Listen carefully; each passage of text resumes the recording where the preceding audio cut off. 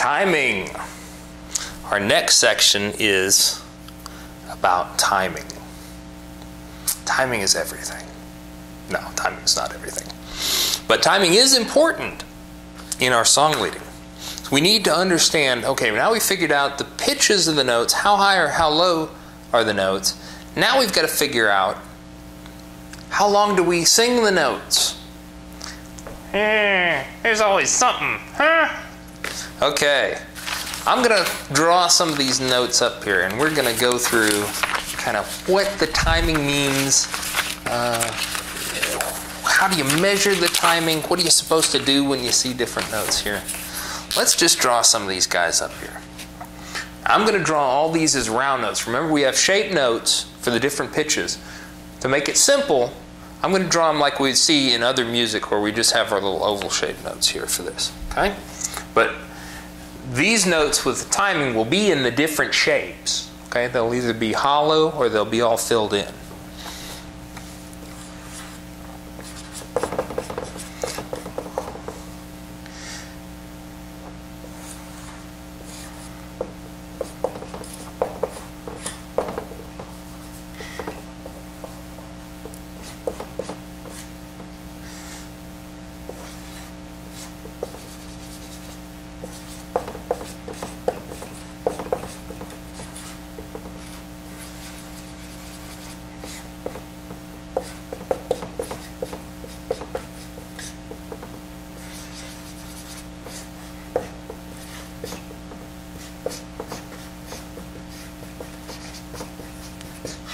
Okay.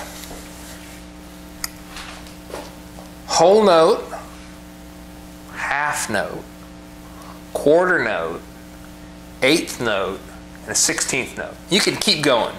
Eighth note has one flag on it. 16th note has two flags on it. Okay, but most of the time you're not going to see anything past a 16th note. You're not even going to see many of those. Okay? A whole note gets a whole measure. Well, what's a measure? Okay, well, we got to figure that out first. A measure is what we see in between two bars in our staff. Okay? So let's draw our staff up here again. We've got a bar here and a bar here. If you look closely at your music, you'll see these vertical bars, okay? Each one of these bars is a divider in between two measures, okay? There's another funny thing that figures into here, and it's called a time signature. We'll talk about that in just a couple of minutes here. But a time signature is a couple of numbers that tells us how long the measure is, sort of, and how to divide it up, okay? So I'm just going to write down 4/4 up here to start. We're not going to even talk about what that is yet, okay? I'm going to write that down. We're going to explain what that is later. But that's a very common time signature. It's actually so common, they call it common time. 4/4 common time, okay? So the whole note is actually going to get our whole measure, no matter what this time signature is. If there's a whole note there, then our whole note is going to have that whole measure. These other numbers here divide that measure up into different pieces, okay? And how they divide that up is going to be determined by this time signature out front, these couple of numbers here. Okay. These are things that make sound. These notes like this make sound. They're also things that don't make sound, things that are quiet. Okay, they're called rests. I don't get a lot of rest, you know, with two little kids, but in music they got lots of rests. Okay? So, corresponding to this whole note, we've got a whole rest that you'll see drawn under one of these lines here. There's a half rest, that's drawn over one of the lines. There's a quarter rest, which looks like this. There's an eighth rest that has one flag on it, like our eighth note had one flag, okay? Our eighth rest has one flag. And a 16th rest has two flags on it, okay? Now when you're making a note, this tells you how long to make the note. When you're having a rest, this tells you how long you're going to be quiet for that rest. I wish they had like a day-long rest. That would be awesome. But the whole rest, trick to remember that is it looks kind of like a hole in the ground. You know, if this is your ground and you dig in there, that's a hole. The half rest kind of looks like a hat. Get it? Hat. Half. Somebody must have been really, really clever when they made these things up. But anyway. Whole, half, quarter rest, eighth rest, 16th rest. Okay? And there's another special little thing you'll see there every once in a while. You'll see a dot. Okay? So we'll see a dot that follows it. And that dot can follow a note or it can follow a rest. Okay? Now what does the dot mean? The dot means, let's just say half again. Okay? So, half again, whatever it was in front of, or follow behind, I guess. So the dot would be over here. So, say you owed me $10, and if there's a dot behind it, you owed me half again, so you owed me $15. I like these story problems. These are great. You can pay me later on that, okay? Half again with that dot. So we'll see this pops up actually a lot. So that kind of tells you what to do when you hit that. All right, now let's come back to these funny numbers on the front here and what they mean and how we divide up our measure between these two lines, right? Our measure based on these numbers. Now the top number tells you how many beats are in a measure. Now what's a beat? You know, a beat's just a thing, okay? Think of it as just maybe a fence post. So if you got your corners here and you've got 4 beats, okay? This top number here, beats. Then you've got 4 little fence posts in your measure, okay? You basically just divide your measure up into 4 major things of this top number. Again, we don't want to get too complicated with the theory here. It doesn't have to be too complicated. This number here, just think of it as you've just divided it up into 4 things. 4 equally spaced things. 4 equal times, okay, in your measure.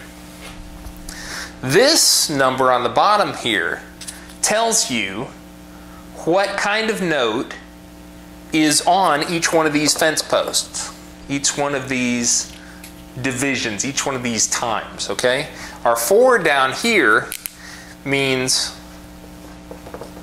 that kind of note, a 4/4 note in this case, okay? A 4 is a quarter note. If it was a 2, it'd be a half note. If it was a 8, it would be an 8th note. And that means in every measure, and that's every measure, okay? Every measure is divided up as long as it's in this signature. It has this many beats, and this kind of note gets 1 beat there, okay? So if we were going to draw our notes, let's draw some quarter notes in here on the 4 beats, okay? I'm just going to draw round notes again. Don't worry about the shapes at this point, okay? They're filled in. 1, 2, 3, 4, okay? We just drew in 4 quarter notes, and our measure is full. It's done. We can't fit any more notes side by side in the measure anymore because it's full. Now, that doesn't mean that every measure can only have 4 notes in it. Now, let's do something tricky here. What I'm going to do is I'm going to make our measure a little bit wider. It's still the same measure, okay? I'm just going to stretch it out here a little wider, so I have more room to draw stuff here.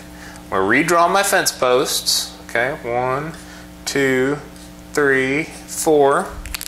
I'm going to erase these quarter notes, and I'm going to do some different things in here so you can see that just because we've said that their quarter note gets 1 beat, we don't have to just have quarter notes in the measure, okay?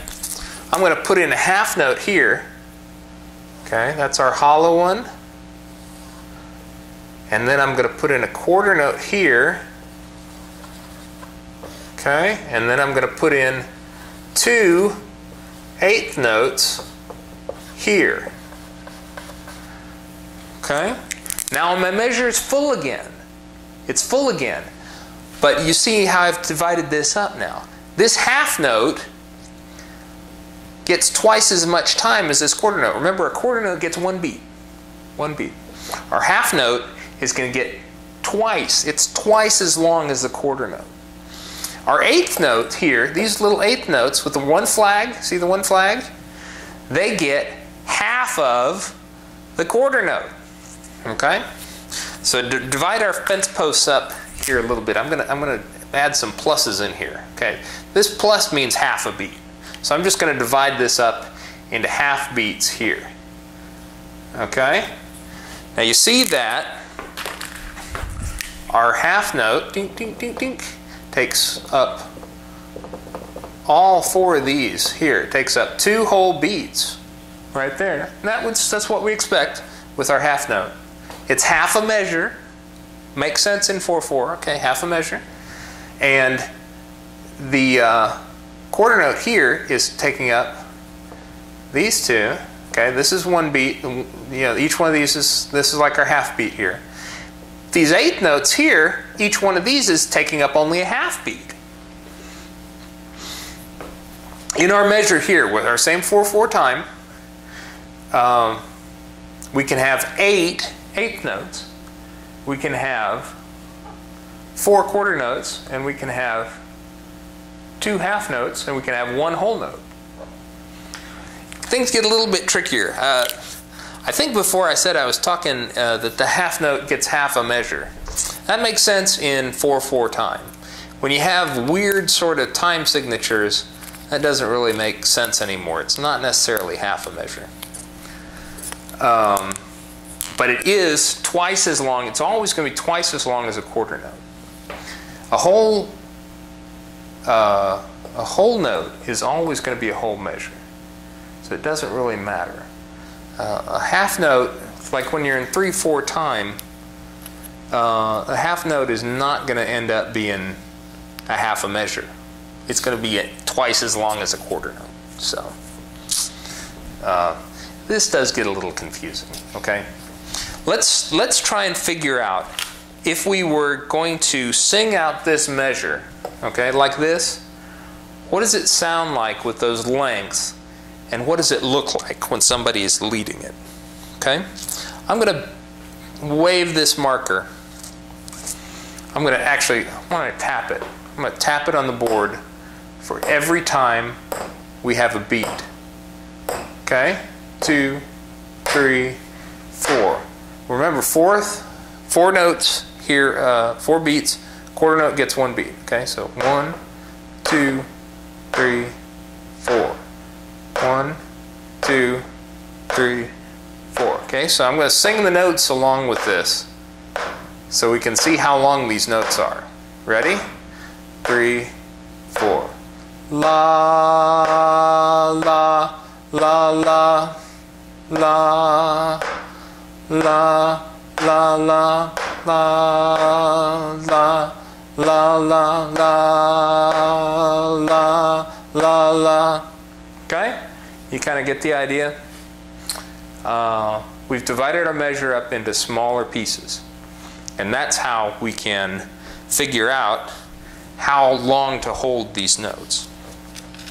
Now, an important thing to remember is that a measure is always going to end up being this number of beats. And a lot of times at the beginning of the end of the song, you don't have a whole measure, okay? So you might see at the beginning of the song, you might only, it starts out up here and you might just have a half note and you're in 4/4, okay? And then you have a bar right after it and you start a new measure. You say, well, I thought you said a measure always had 4 beats. Well, it does. If you look at the end of the song, you'll find the other 2 notes in a short measure there. The other 2 beats. Okay? So you'll find maybe it ends with 2 quarter notes or something like that. And that measure will be the remaining notes that we're missing out of this one in the front of the song. So don't let that throw you. Okay, that is a little bit strange, but don't let that throw you. A lot of the songs were made to be sung right through with no pause at the end. Okay, so you'll start here somewhere and then you'll end the song and then you'd go right back into the next verse, and that's where your missing notes are. Okay.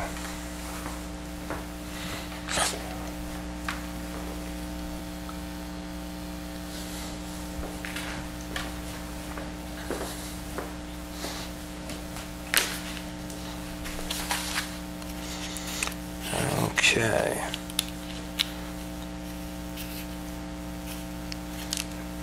One more thing to think about in this whole idea of timing is how relatively fast or slow is the song? Sometimes in music you'll see somebody writes a number up here that says something like, you see a little note and they say equal 60 or something like that. Or they'll use words like slowly or quickly. They might even use, depending on the version of the books you got, they might even use Italian words or something like that to, I don't know. Most of the hymnals that I've seen recently, they try to simplify the notation so you don't see a lot of funny stuff. And you should kind of keep in mind what kind of song it is as to whether you should lead it quickly or lead it slowly. I've seen a lot of songs led that are maybe an inappropriate speed. It's supposed to be a thinking song and you're feeling and all this, and it's like da da da da da da da da da da da da, and you just sort of run right through the song. And then there are some songs that are supposed to be happy and joyful songs, and got somebody up there leading going,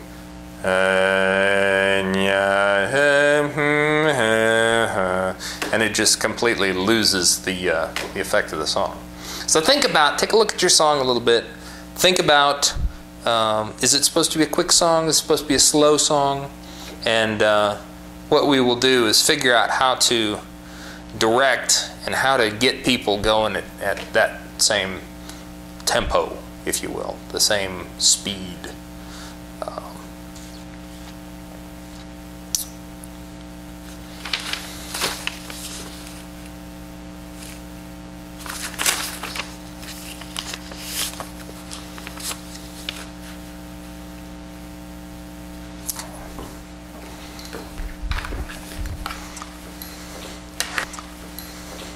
See how much time I've got.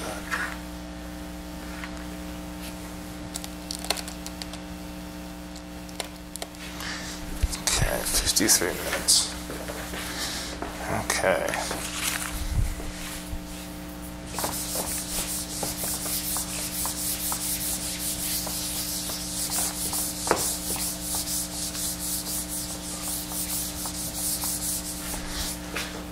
Okay, let's take just a minute and figure out how we communicate the time to the people that are singing with us, okay?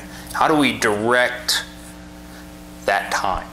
How do we keep people at the same time? How do we keep them on the same beat?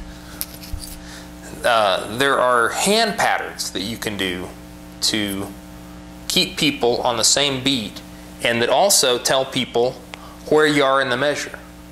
It's really pretty convenient, okay? Let's do our common time here. Remember that common time one we looked at? The 4/4, okay? There's a pattern for leading 4/4, okay? I'm going to stand here and I'm going to lead 4/4 here with the marker, okay? So we're going to go 1, 2, 3, 4, okay? 1. Let's do that in a different color so you can see where those things went. 1. Of course, if I could actually draw 1, that would be helpful. 1, 2, 3, 4.